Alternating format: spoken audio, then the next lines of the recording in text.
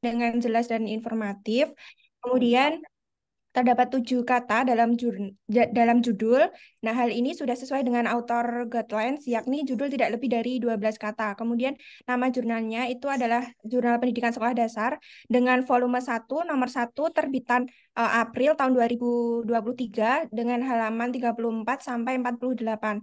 Nah, untuk penulis ini ditulis oleh 3 seorang penulis, yaitu Mujibur Rahman dari Universitas Pendidikan Mandalika, kemudian baik Sarlita Kartiani dari Universitas Pendidikan Mandalika, dan lalu Farhanuddin dari Universitas Hamzan Wadi. Nah, dalam hal ini nama penulis sudah disertai dengan institusi dan alamat email penulis serta tanpa gelar akademik. Kemudian jurnal ini ditulis bersama, maka sesuai dengan author guidelines, salah satu penulis harus bersedia atau sebagai penulis koresponden. Nah, dalam hal ini koresponden jurnal tersebut yaitu Mujibur Rahman. Kemudian ada link download di review oleh Latifah Subekti tanggal 8 September 2023. Kemudian di sini saya akan mempresentasikan mengenai bagian-bagian yang saya review. Yang pertama itu ada abstrak.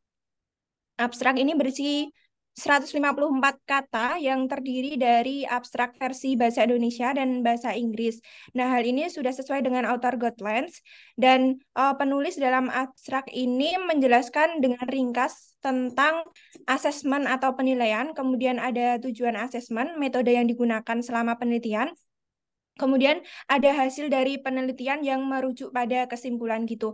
Nah, dalam metode penelitian ditulis oleh penulis pada bagian abstrak ini hanya menjelaskan tentang teknik pengumpulan datanya saja, yaitu historial research atau documentary study dengan mengumpulkan berbagai informasi melalui dokumen resmi pemerintah, kemudian melalui berita dan dokumen-dokumen lainnya. Nah, penulis tidak menjelaskan terkait dengan jenis penelitiannya, kemudian subjek penelitian, sampel, lokasi, dan teknik analisis data. Nah, dalam abstrak ini penulis juga menuliskan tujuan dari penulisan naskah tersebut. Nah, dengan hal ini pembaca dapat mengetahui hasil penelitian yang dapat digunakan sebagai acuan dalam menentukan kesimpulan penelitian, yakni tentang penggunaan asesmen di sekolah dasar. Kemudian di bagian akhir abstrak itu terdapat 3 kata kunci, yaitu asesmen pembelajaran, kemudian ada kurikulum merdeka, sekolah dasar. Dan hal ini juga sudah sesuai dengan author guidelines. Kemudian pada bagian yang kedua itu ada bagian pendahuluan. Di pendahuluan ini penulis menggambarkan tentang urgensi asesmen yang digunakan dalam kegiatan pembelajaran berkaitan dengan sekolah dasar yang saat ini sudah mengimplementasikan kurikulum merdeka gitu. Nah, kemudian di bagian pendahuluan ini penulis juga menyampaikan kategori keberhasilan seorang siswa untuk mencapai asesmen tersebut gitu. Nah, penulis juga menyampaikan bahwa dalam melakukan penilaian itu setidaknya ada 3 hal atau ada beberapa hal yang sering digunakan dalam proses pembelajaran, yaitu mengenai pengukuran, kemudian penilaian, dan tes gitu. Nah, dalam pendahuluan ini juga penulis menjelaskan tentang macam-macam bentuk asesmen yang perlu diketahui. Kemudian ada juga penulis menguraikan tentang instrumen yang dibutuhkan dalam asesmen nasional, khususnya dalam kurikulum merdeka, seperti itu. Nah, pada akhir pendahuluan, penulis juga memaparkan tentang tujuan asesmen, tujuan mengadakan penelitian, dan tujuan penulisan artikel yang ditujukan untuk memahami lebih mendalam tentang asesmen dalam kurikulum merdeka. Kemudian ada penerapan dan bentuk-bentuk asesmen yang digunakan, gitu. Nah, kemudian pada bagian yang ketiga, ini bagian metode penelitian. Dalam hal ini, penulis juga menjelaskan tentang teknik pengumpulan data, yaitu metode penelitian sejarah atau studi dokumentari yang diperoleh dari berbagai informasi tentang topik penelitian melalui berita, kemudian dokumen resmi pemerintah, catatan, laporan, buku, surat kabar, dan lain-lain.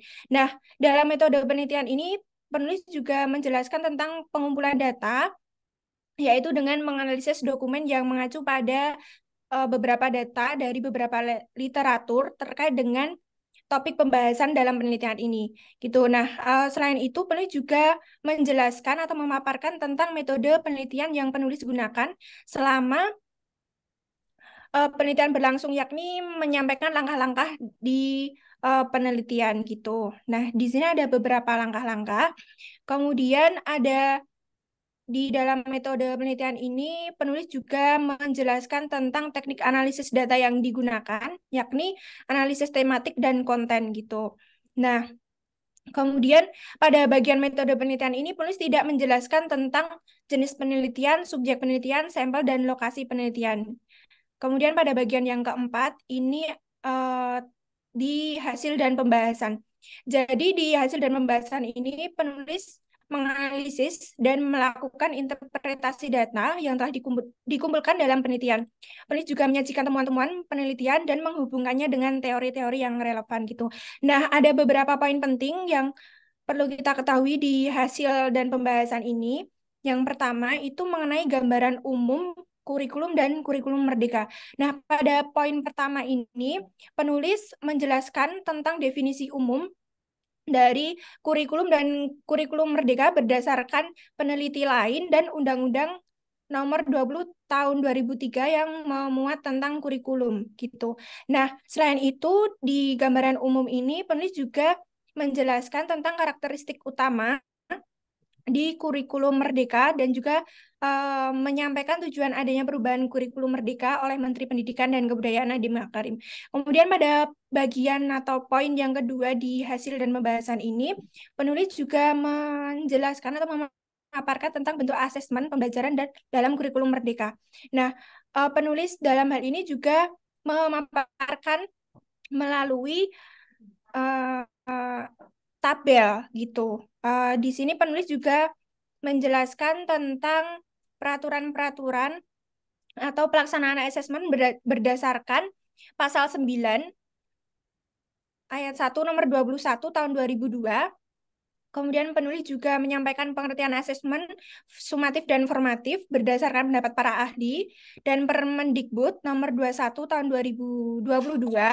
Selain itu juga penulis menyajikan tabel mengenai perbedaan asesmen formatif, asesmen sumatif, beserta tujuan dan pelaksanaannya gitu. Nah, sumber tabel yang penulis lampirkan itu berdasarkan Puspendik tahun 2019 tentang panduan model penilaian formatif dan penilaian abad 21, pembelajaran abad 21 untuk SD. Kemudian pada poin yang ketiga ini mengenai prinsip asesmen secara umum dan khusus dalam kurikulum Merdeka.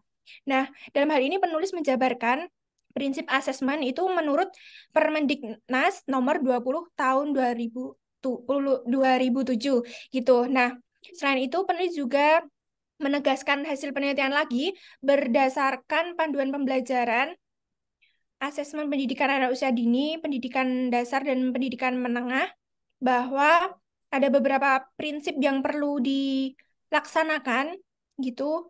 Uh, ada asesmen formatif, sumatif, yakni terkait dengan perencanaan, kemudian pelaksanaan, kemajuan belajar, dan hasil belajar, hasil penilaian. Kemudian yang poin keempat di hasil dan pembahasan ini, penulis memaparkan mengenai contoh instrumen asesmen dalam kurikulum Merdeka. Nah, penulis juga menginterpretasikan hasil penelitian ini menggunakan tabel yang bersumber dari Kemdikbud tahun 2022. Kemudian di situ penulis menjelaskan mengenai beberapa contoh instrumen, yakni rubrik, checklist, catatan anekdot, dan grafik perkembangan yang dilakukan secara kontinu gitu. Kemudian penulis juga menguraikan tentang bentuk tabel terkait dengan beberapa instrumen yang dapat dikembangkan oleh pendidik gitu. Itu terdiri dari instrumen observasi, kemudian instrumen kinerja, instrumen proyek, instrumen tes tertulis, dan instrumen lisan, instrumen penugasan, dan instrumen portofolio. Nah, pada bagian terakhir di hasil dan pembahasan, penulis ini memaparkan mengenai tahapan pendidik dalam merancang menerapkan asesmen pada kurikulum Merdeka. Nah, dalam hal ini penulis memaparkan tahapan pendidik merancang dan menerapkan asesmen itu melalui alur kegiatan pembelajaran dalam bentuk flowchart gitu yang menggambarkan tahapan-tahapan dalam melakukan asesmen pada kurikulum Merdeka gitu. Nah, penulis dalam hal ini juga menyampaikan kriteria keberhasilan siswa dalam mencapai tujuan pembelajaran. Kemudian pada bagian penutup ini terdapat 3 bagian yang saya temukan. Jadi di bagian penutup ini penulis pada bagian penutup pada penelitian ini penulis menjelaskan mengenai kesimpulan, saran dan ucapan terima kasih gitu. Nah, di sini juga ada beberapa pengertian secara ringkas yang diambil kesimpulan oleh penulis. Kemudian ada prinsip-prinsip yang telah dijelaskan tadi. Kemudian ada saran yang diberikan untuk menerapkan asesmen sesuai dengan kurikulum Merdeka yang harapannya nanti tercipta pendidikan yang menyenangkan gitu.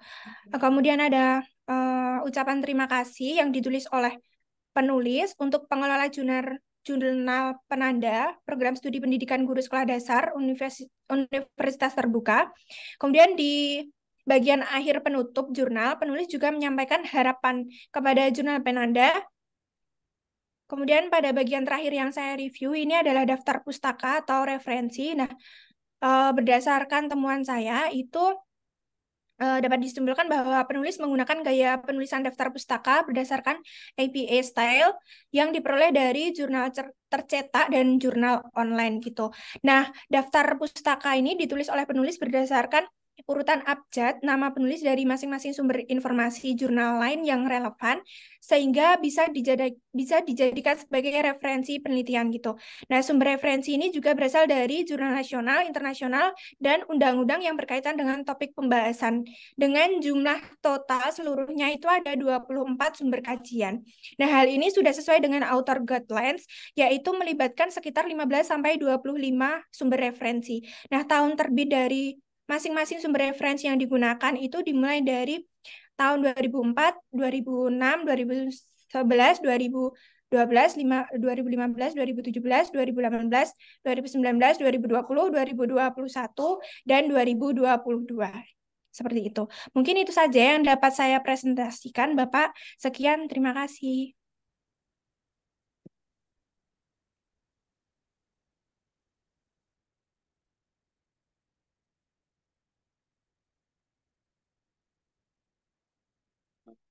Baik, sudah ya. Teman-teman semuanya, kalau kita melihat jurnal pena Anda ini, sepertinya kualitasnya masih jauh di bawah. Sebentar ya.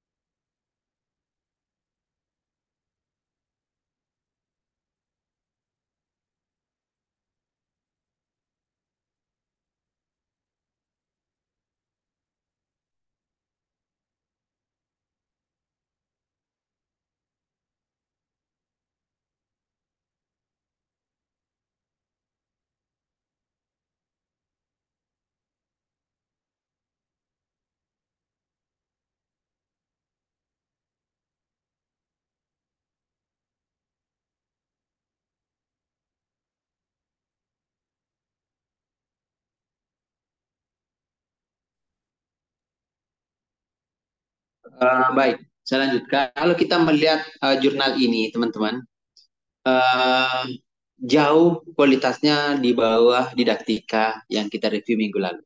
Itu harus diakui ya. Dan memang jika ditinjau dari peringkatnya secara nasional ya masih tinggi peringkatnya didaktika dibandingkan dengan penda ini. Karena pena Anda ini adalah jurnal baru. Kemudian kenapa saya memperkenalkan Anda dengan jurnal pena Anda ini?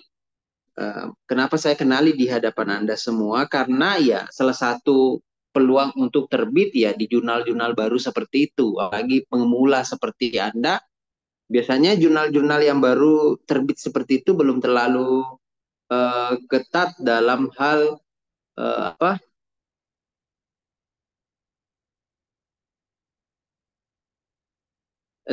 belum terlalu ketat dalam hal seleksi naskah. Karena biasanya jurnal-jurnal baru itu ya masih dalam tanda kutip membutuhkan naskah gitu ya kan. Belum terlalu selektif. Sehingga saya berpikir suatu saat nanti di akhir semester ada sebagian teman-teman yang submit ke sana ya di jurnal pena Anda ya. Nah, tetapi meskipun ini jurnalnya kualitasnya rendah ya, apa-apa kita review, tidak apa-apa kita kaji di sini agar agar kita bisa belajar ya. Ya. Apakah screen saya bisa terlihat di sana? Terlihat, Bisa, Bapak. bisa ya. Oke. Ini naskah pena Anda bisa terlihat di layar Anda? Bisa, Bapak. Bisa ya. Oke. Baik. Teman-teman ya, kalau kita melihat pada naskahnya bahwa ya judulnya ya lumayan lah ya, lumayan sederhana.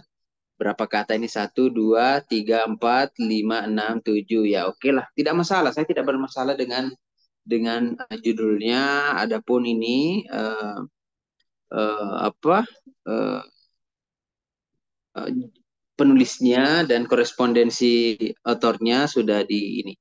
Nah, coba kita lihat riwayat artikelnya. Begitu butuhnya jurnal ini dengan artikel. Coba lihat. Artikel ini diajukan Maret ya, tanggal 27 ya. Nah, dia diterima tanggal 29 April, 1 bulan saja prosesnya. Ya, diterimanya 29 April, kemudian diterbitnya tanggal 30, hanya bermodalkan 1 bulan ini. Kalau memang betul-betul kita bejo ya masuk di ini di jurnal ini. Nah, saya mencoba memanas-manasi mahasiswa ya silahkan masa mau kalah dengan ini ya. Nanti sebagian mungkin bisa submit ke sini, nggak apa-apa untuk latihannya. Ditinjau dari abstrak sangat jauh berbeda dengan apa ya kualitasnya dengan dengan didaktika kemarin yang lebih sistematis gitu ya. Tapi bagaimanapun juga selalu ada mestinya di awal-awal ini mempersoalkan persoalan inti ya. Ada persoalan inti yang di isu pokok yang diceritakan di sini di awal abstrak ini. Ingat uh, apa? Ingat uh, kajian kita minggu lalu apa saja isi abstrak? Masih ingat apa saja isi abstrak itu yang kita pelajari minggu lalu? Tujuan. Uh -uh. Kemudian itu Metode. Metode. uh -uh. Terus Uh -uh. subjeknya. Oke. Metode, terus apa lagi setelah metode? Jenis penelitian. Hasil penelitian yang merujuk pada Hasil penelitiannya. Oke. Nah, tapi teman-teman, terkadang ada jurnal di awal-awal kalimatnya seperti ini, itu bukan tujuan, tetapi persoalan inti, isu inti yang dibicarakan. Tidak apa-apa, itu boleh 1 sampai 2 kalimat, nggak apa-apa. Nah, nanti setelah itu baru diuraikan tujuan. Tetapi yang dimaksud tujuan dalam abstrak itu bukan tujuan yang seperti ini. Tapi tujuan penelitian. Itu tujuan penelitian bukan tujuannya asesmen ini. Ini kelirunya naskah ini, ya. Nah, kemudian setelah tujuan diuraikan metode, ya. Metode yang digunakan adalah historical research, ya kan. Ini pun juga nggak jelas tujuannya, ya. Ada metodenya, ya. Nggak jelas apa subjeknya apa, teknik pengumpulan datanya seperti apa, teknik analisis datanya seperti apa, itu tidak jelas, tidak jelas.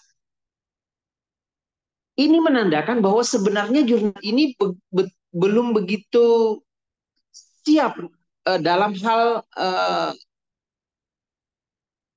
calon naskah yang akan diterbitkan.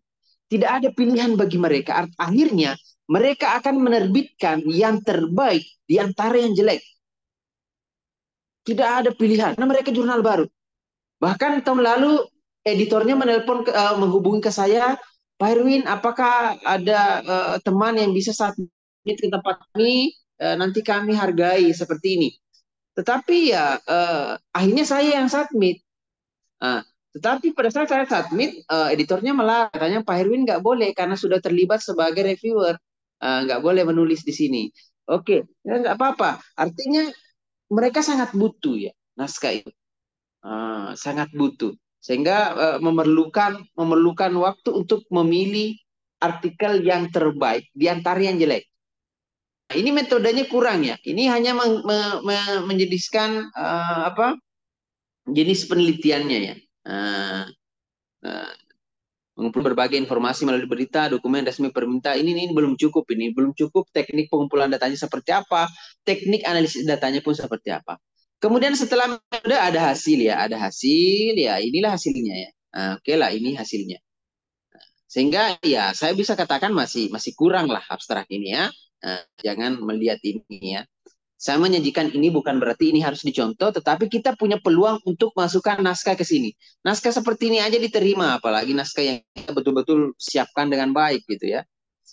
Nah, kemudian ada kata kuncinya, ya seperti topik minggu lalu, kata kunci ini pilihlah kata yang paling sering disebutkan dalam body. Boleh. Ini 3 kata kunci, ya tergantung dari aturan jurnalnya itu membutuhkan berapa kata kunci. Jangan lupa lihat author guide. Teman-teman, kemudian di pendahuluan ya sama seperti yang kemarin bahwa di pendahuluan ini tempat kita juga membandingkan atau mencari dukungan dari penelitian relevan ya. Ini ada dukungan dari Astuti Marsuki ya kan, ada dari Nabila ya kan. Intinya di pendahuluan ini menyajikan sebenarnya bagaimana urgensi penelitian ini, pentingkah penelitian ini. Ya. Jadi harus ada dasar dari fakta di lapangan dan dukungan dari penelitian-penelitian relevan. Ingat minggu lalu, di mana kita sebagai penulis bisa melakukan kutipan yang banyak. Kira-kira di bagian mana kita bisa melakukan kutipan yang banyak? Masih ingat minggu lalu? Pembahasan, Bapak. Pembahasan. Pembahasan dan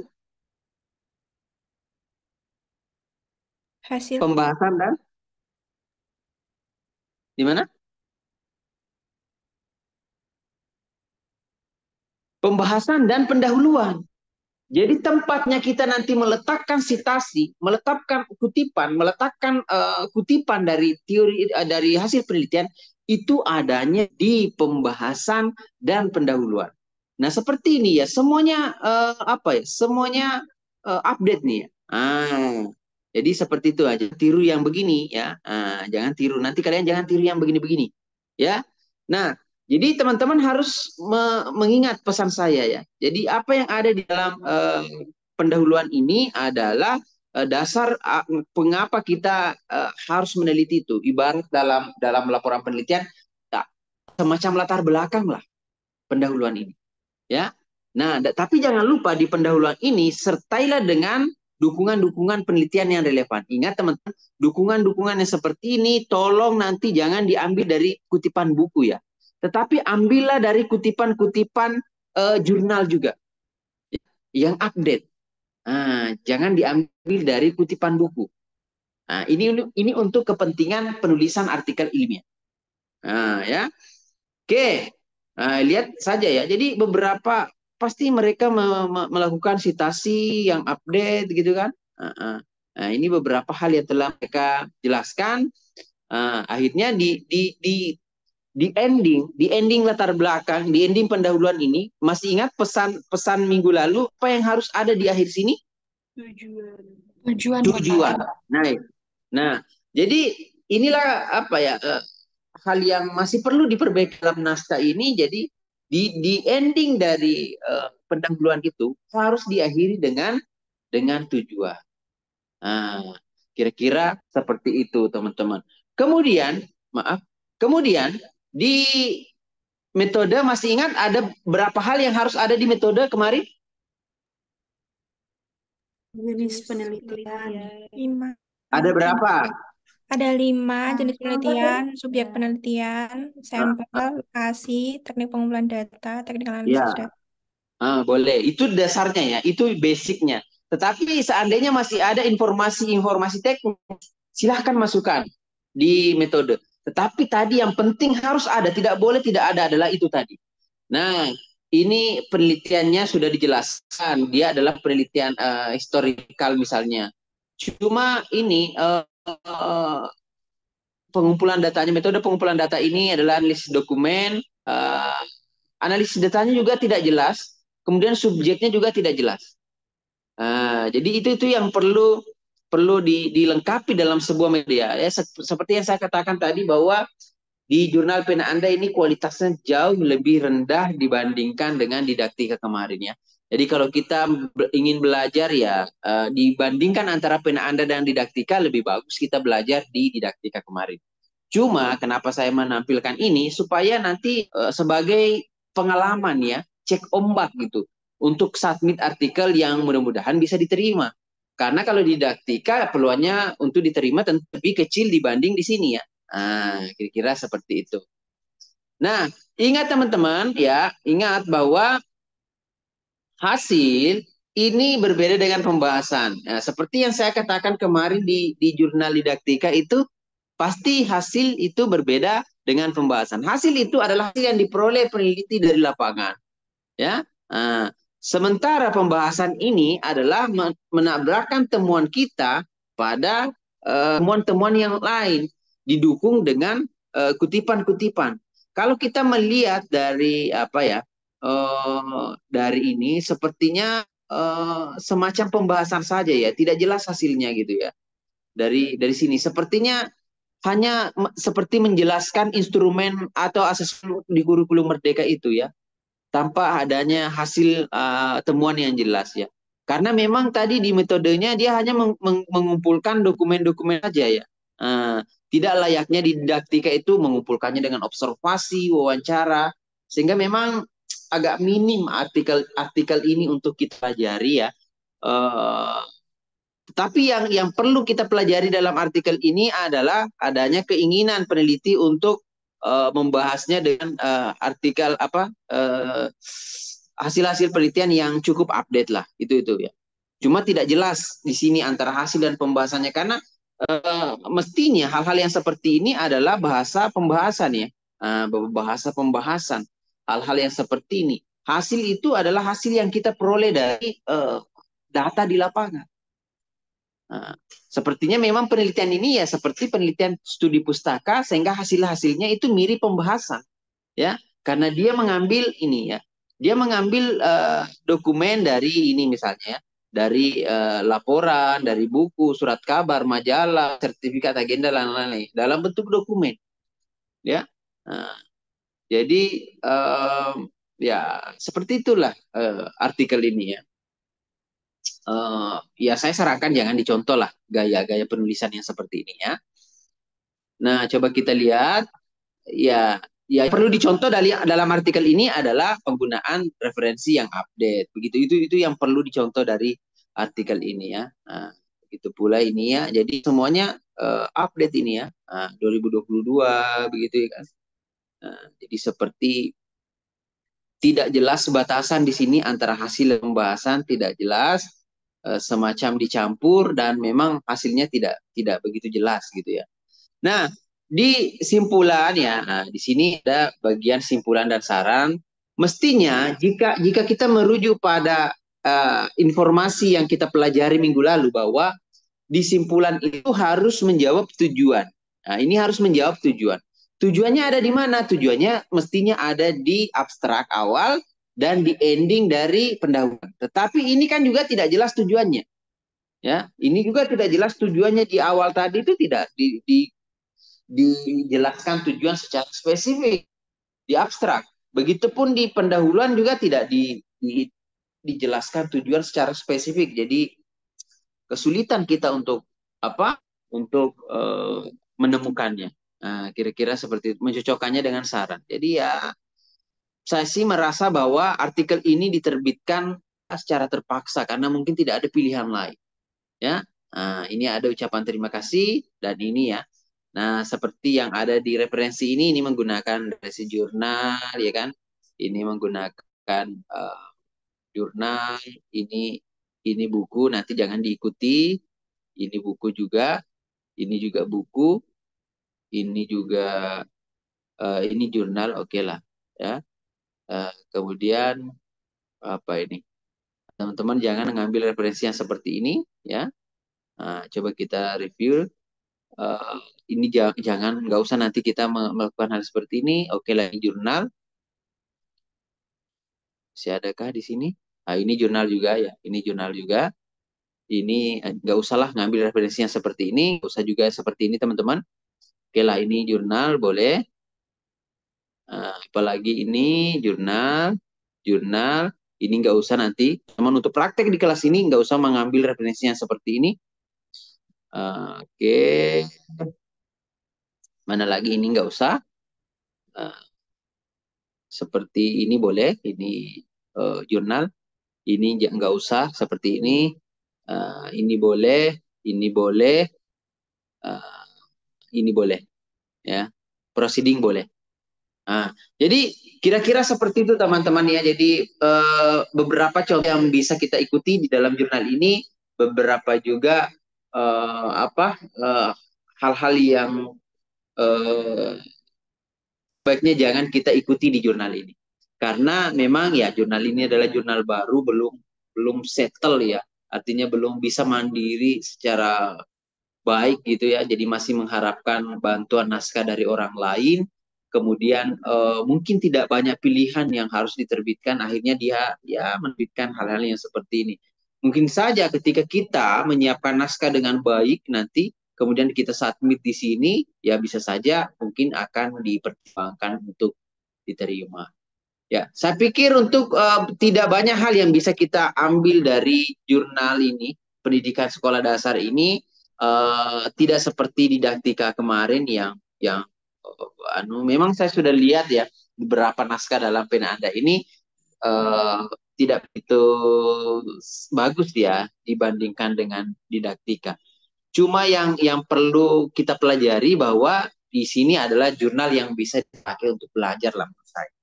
Tanpa ini off the record supaya tidak didengar oleh editornya, artinya jurnal ini bisa dipakai untuk belajar lah. Artinya kita bisa pakai nanti untuk belajar submit ya kan, diterima alhamdulillah, kalau ditolak ya nggak apa-apa ya sudah gitu ya. Kira-kira seperti itu. Sampai di sini ada yang bertanya teman-teman, silahkan. Ada yang ingin bertanya?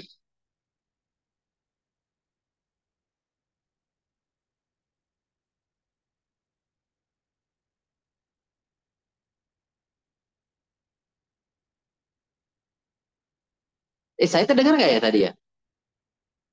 Oh, ada Aulia mau bertanya. Silakan Aulia. Baik, Bapak. Terima kasih atas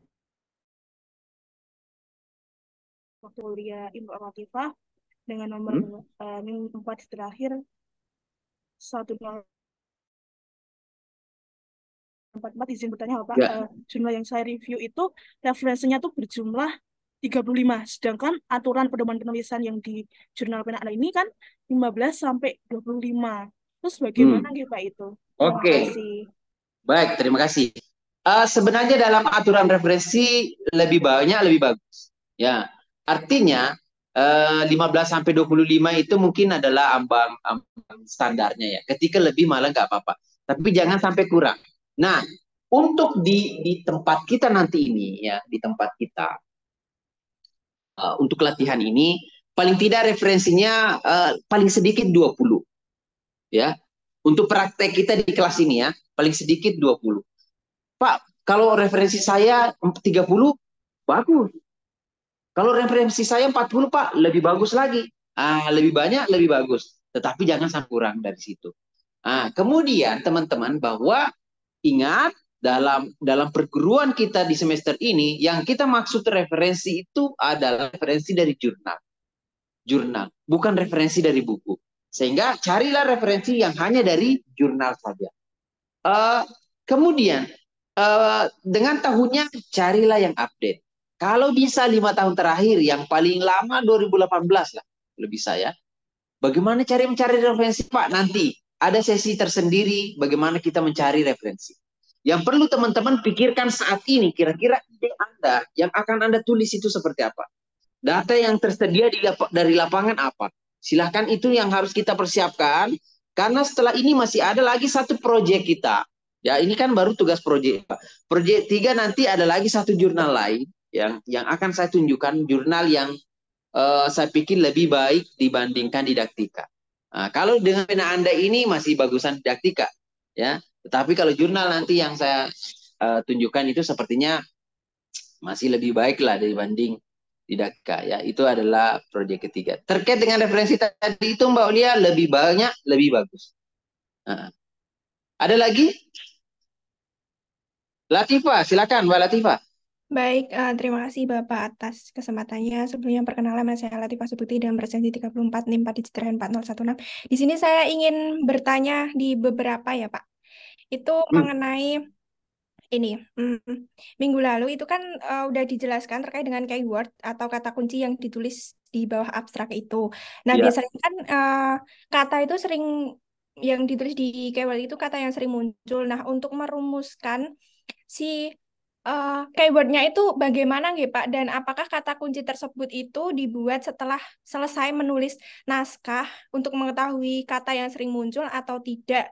Dan apakah kata kunci tersebut itu bisa dikembangkan melalui judul naskah gitu? Nah, Oke. untuk Oh, ya, ya. untuk pertanyaan yang kedua nih Pak, ini di bagian metode. Nah, eh saya pada beberapa jurnal itu saya banyak menemukan perbedaan Pak, entah dari itu strukturnya, kemudian tulisannya ataupun secara bahasanya gitu ya Pak. Nah, pada saat itu saya itu menemukan jurnal yang bagian metodenya itu langsung to the point gitu Pak. Langsung menjelaskan tentang jenis penelitiannya. Kemudian ada subjek, sampel, lokasi, teknik pengumpulan data, nah, ada teknik analisis. Tapi di jurnal yang satunya itu dijabarkan dulu Pak. Misalnya jenis penelitiannya itu mixed method gitu, explanatory sequential design. Nah, dalam hal ini kan peneliti itu menjelaskan dulu Pak terkait dengan definisinya. Ya. Misalnya, seingat saya dulu pernah belajar metodologi penelitian gitu Pak. Nah, itu tuh eh, kemarin gini, jadi di situ tuh dijelaskan dulu gitu loh Pak. Misalnya menurut Creswell 2012 terdapat 6 desain penelitian mixed method yang digunakan untuk itu penelitian itu. Misalnya ada the convergent parallel design, kemudian ada explanatory sequential design, ada explanatory, kemudian ada embed, ada multi-phase juga. Nah, di situ tuh penulisnya itu menjelaskan dulu mengenai definisi dari jenis penelitian yang penulis ambil gitu Pak. Jadi di situ dijelaskan mengenai definisinya. Salah satunya itu explanatory sequential design nih Pak. Itu kemudian yang ingin saya tanyakan di sini itu sebenarnya apa sih Pak yang mempertimbangkan penulis itu, kok ada yang menjelaskan terlebih dahulu dan ada yang tidak memaparkan langsung langsung to the point aja gitu loh Pak. Dan kalau tidak salah dulu itu saya mencari jurnalnya itu di Publish or Paris, di Scopus, Semantic Scholar, sama Google Scholar gitu. Dan kemarin saat saya mereview satu artikel itu, di minggu lalu itu kan ada tugas satu untuk mereview artikel. Nah, itu saya menemukan bahwa pengumpulan datanya itu melalui ini library research, dan di situ peneliti tidak menjelaskan adanya subjek dan lokasi penelitian gitu. Jadi peneliti hanya memperdalam kajian teoritis gitu loh Pak, mengenai penelitian itu dan tanpa melakukan riset lapangan gitu. Nah, dalam hal ini itu berarti di metode penelitian itu harus menyesuaikan jenis penelitiannya juga atau bagaimana gitu Pak? Karena kemarin sudah dijelaskan bahwa dalam metode penelitian itu ada beberapa poin penting yang perlu kita lakukan gitu. Mungkin itu saja Pak yang dapat saya sampaikan. Sekian, terima kasih. Oke, terima kasih ya. Eh, Tadi yang pertama tentang clue-nya tadi, yang pertama itu lupa saya. Lupa saya Yang ini tangkap. Pak, keyword cara merumuskan. Oh, keyword. Oke, oke, keyword. Keyword itu memang sih adalah keyword yang paling banyak muncul di naskah. Tetapi eh, kata yang paling banyak muncul di naskah dan kata itu substansial.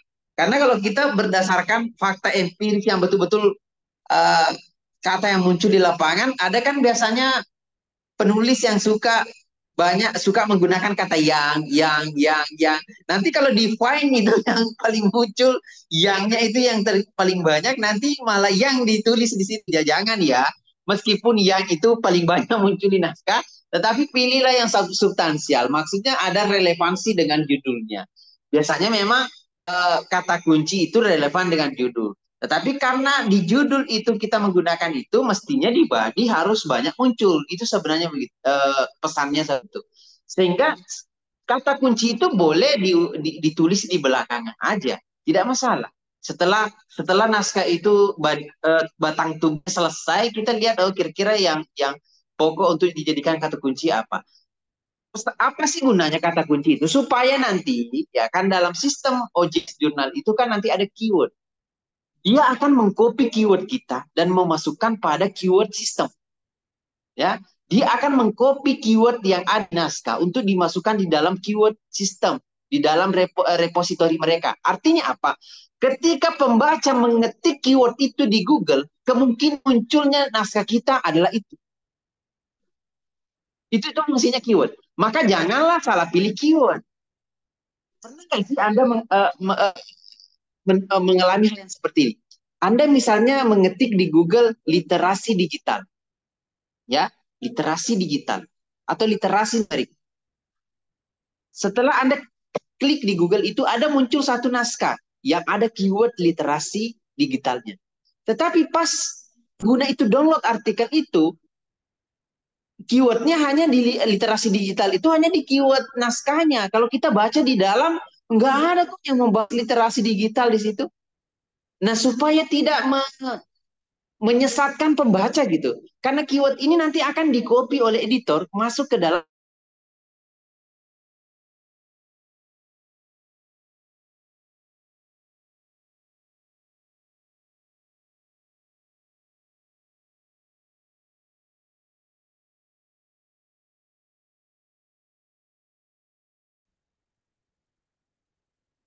Maaf, saya masih terdengar?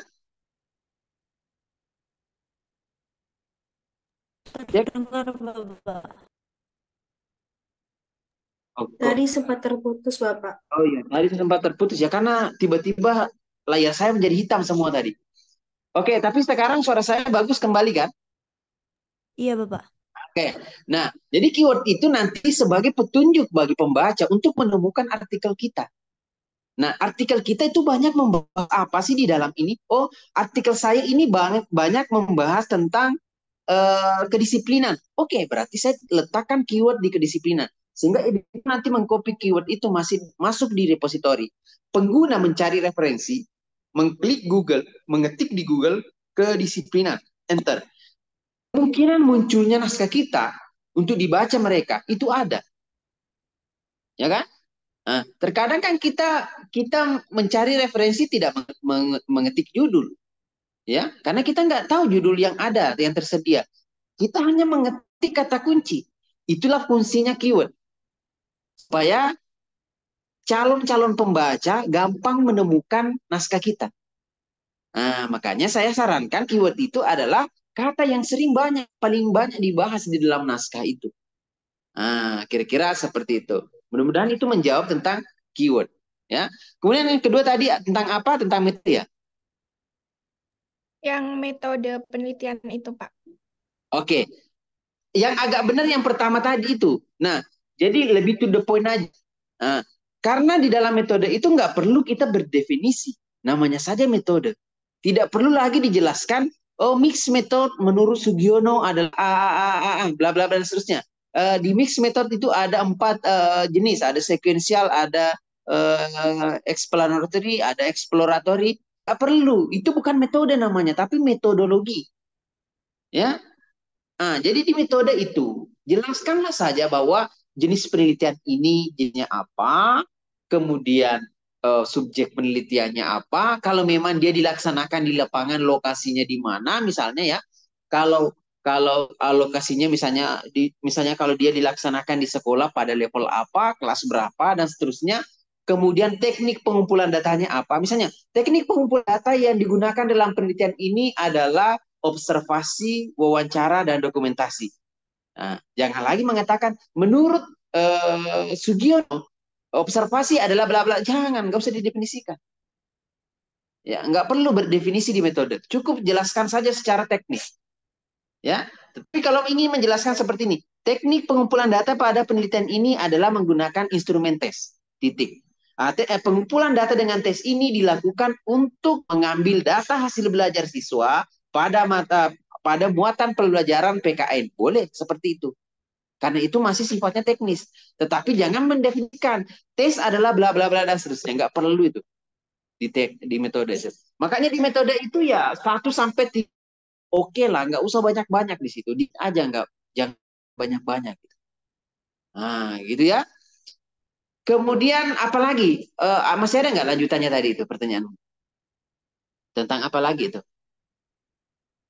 Yang ini Pak, kemarin kan saya ini ya mereview yang tugas pertama itu di metodenya itu ada library research. Jadi di situ Oke. peneliti menjelaskan subjek dan lokasi penelitian. Oke. Gimana nih, Pak? Oke.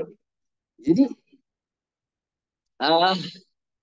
boleh. Jadi tidak selamanya penelitian itu dilakukan di lapangan. Kadang penelitian itu bisa dilakukan tanpa di lapangan. Kalau memang tidak dilakukan di lapangan, nggak usah sebutkan lokasinya di mana. Saya berikan contoh ya. Cuma contoh saya ini mudah-mudahan tidak terlalu berat di Anda. Tulisan Pak Herwin ya. Tulisan Pak Herwin. Sebentar saya carikan. Screen saya kembali tampil di sana. Iya Pak. Tampil kembali ya. Oke, sebentar.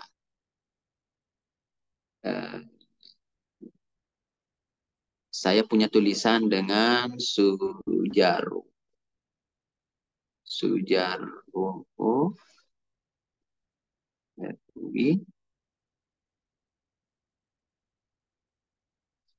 Info. Coba. Ini nih. Ini tulisan saya. Ini, kenal nggak siapa Sujarwo itu? Teman-teman kenal? Pak Jarwo? Dekan. Oh, Pak Dekan ya. Iya, ya. Oke. Ini adalah salah satu artikel yang datanya tidak diambil di lapangan, tetapi diambil apa? Diambil di atas meja, diteliti di atas meja begitu ya. Bentar, bentar. Mana tadi itu ya? Bentar. Saya kok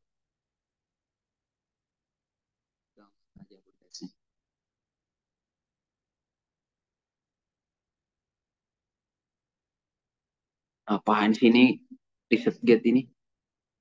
Aduh, ada nggak di sini? Mana sih? Mana? Atau saya langsung saja ke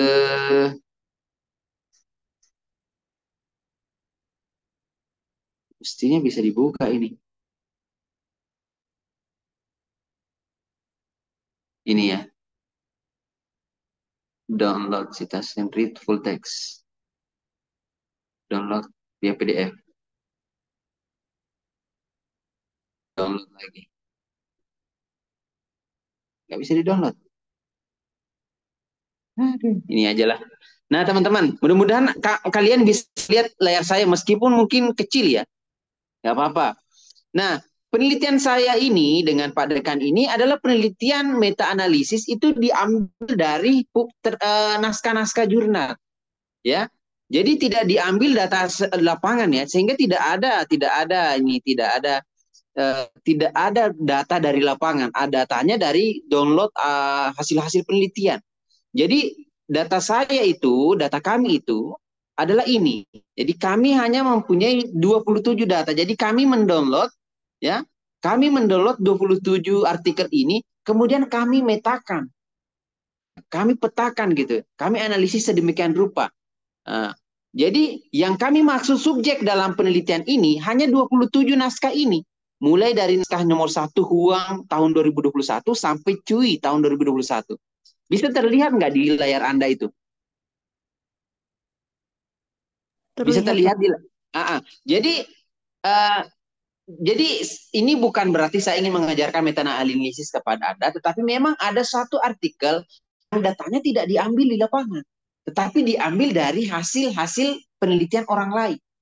Boleh itu, ya tidak masalah. Sehingga ketika ada penelitian kayak tadi ya studi library memanfaatkan hasil terbitan-terbitan orang, kita tidak ambil data di lapangan seperti penelitian-penelitian umumnya dibolehkan, tidak masalah, ya tidak masalah. Jadi silakan saja, monggo, ya. Jadi itu tidak menjadi masalah bagi teman-teman yang ingin apa ya eh, mengambil hal-hal yang seperti itu. Cuma tentu teman-teman juga harus belajar studi library itu seperti apa. Tidak semudah membalikan telapak tangan karena kan studi library itu tidak diajarkan di metodologi Anda ya, di level Anda. Nah, akhirnya ketika Anda ingin melakukan studi library itu, ya Anda perlu belajar lagi tentang metodologi studi library. Karena mungkin di kurikulum Anda hanya diajarkan penelitian-penelitian empiris, seperti eksperimen, ekspos fakto, kualitatif studi kasus, fenomenologi, dan lain-lain sebagainya. Mungkin belum, apa, itu belum diajarkan. Jadi Anda harus pelajari yang seperti itu. Nah, boleh saja Mbak seperti itu, silakan saja. Tidak menjadi masalah bagi Anda jika artinya tidak apa-apa jika ada penelitian itu tidak menunjukkan di lapangannya mana. Karena memang dia tidak meneliti di lapangan, hanya meneliti di kajian literatur begitu. Ada lagi kah pertanyaanmu yang lewat? Saya tidak tahu. Sudah cukup, Bapak. Terima kasih atas. Oke.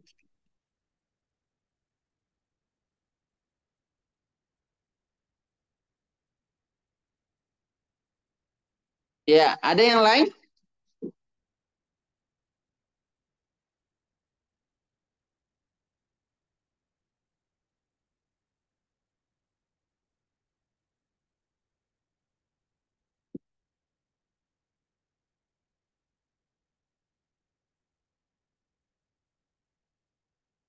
Oke. Ya, harus saya katakan bahwa teman-teman, eh, ketika kita ingin paksakan bandingkan, tidak perlu belajar secara teknis dalam pena Anda ini ya. Masih bagusan didaktika kemarin. Cuma kenapa saya memperkenalkan pena Anda ya sebagai tempat latihan Anda nanti submit jika ada yang kenal ke sana. Nah, di proyek ketiga ini saya akan memberikan satu jurnal yang insya Allah mudah-mudahan uh, ini lebih bagus lah dibandingkan pena Anda dan didaktika. Saya berikan satu contoh ya. Jadi teman-teman harus mengikuti instruksi saya.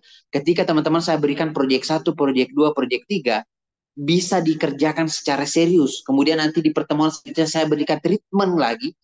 Yakinlah, kalau Anda mengikuti treatment saya, selesai mata kuliah ini, 1 semester Anda bisa nulis artikel. Yakin ya. Kecuali kalau Anda masa-masa bodoh, paling Pak Erwin nanti nunjuknya bukan saya minggu depan, nggak usah digarap itu. Ya sudah, saya sudah mempersilahkan kepada Anda, kalau yang Anda kejar adalah nilai, ya silahkan ikuti saja ini, masuk saja Zoom meeting, selesai perkara, selesai nilai Anda. Tapi kalau yang Anda kejar adalah keterampilan untuk nulis ini, perhatikan, ikuti semua treatment saya. Selesai mata kuliah ini, Anda bisa nulis artikel. Ya, garansi ini, mata kuliah garansi ini. Nah, Anda tidak pernah lihat itu ada dosen yang garansi itu.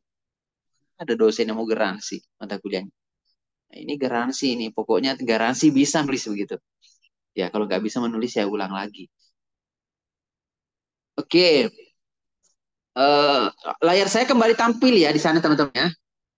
Sambil, Bapak. Nah, nanti kita akan bermain di jurnal ini lagi.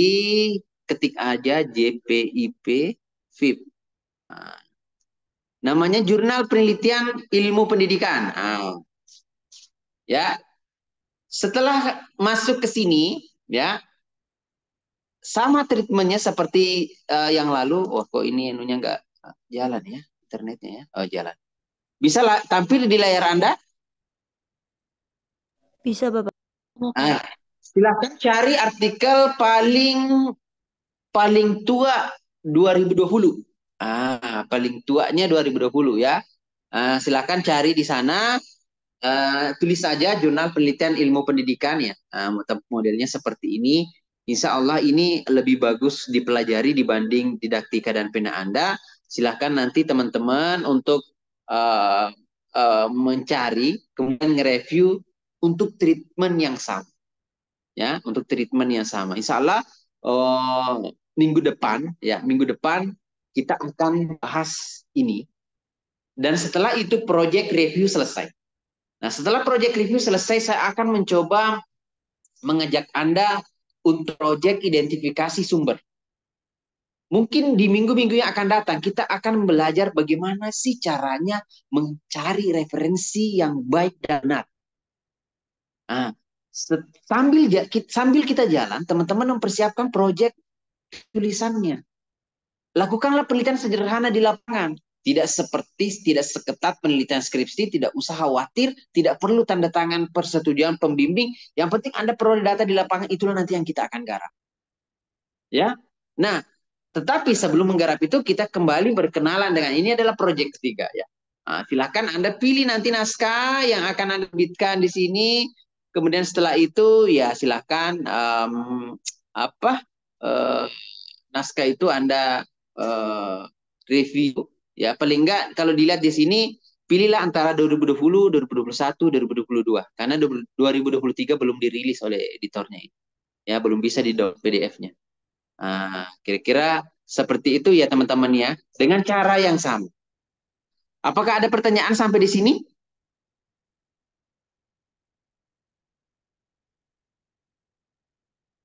Saya pikir bisa ya, bisa dipahami ya, karena caranya masih sama dengan yang lalu. Ya, jadi ingat pesan saya teman-teman, ikutilah treatment yang saya berikan. Ya, karena ibarat jurus itu hierarki. Kalau kita tidak kuasai basic ini, nanti akan kesulitan menguasai level selanjutnya. Ya.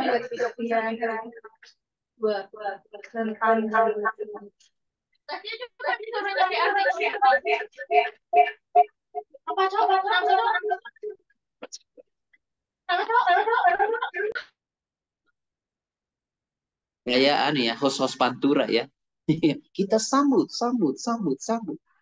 Artis kita hari ini, all artisnya new palapa gitu kan. Oke ya.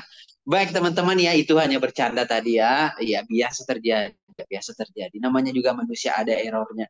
Nah, saya pikir itu ya untuk proyek ketiga, tidak perlu kita berlama-lama. Yang penting teman-teman paham. Mudah-mudahan dengan 3 naskah nanti ini Anda semakin kenal dengan struktur yang baik untuk sebuah naskah. Bagaimana menyajikan abstrak, apa yang harus ada di abstrak, bagaimana menyajikan kata kunci, fungsi kata kunci itu apa, bagaimana menyajikan introduction, pendahuluan, apa yang harus ada dalam pendahuluan itu, bagaimana menyajikan metode, apa yang harus ada dalam metode itu, bagaimana menyajikan hasil dan pembahasan. Betul-betul jurnal hari ini lost hasil dan pembahasan. Kita tidak bisa belajar pada hasil dan pembahasannya. Ya,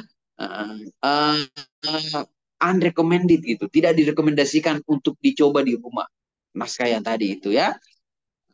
Tapi tidak apa-apa. Bagaimana kita bisa menyajikan hasil dan pembahasan, bagaimana kita bisa menyajikan simpulan, meskipun dulunya simpulan, tapi juga ada sarannya di bawah. Bagaimana kita menyajikan referensi apa saja yang diperbolehkan oleh Pak Herwin.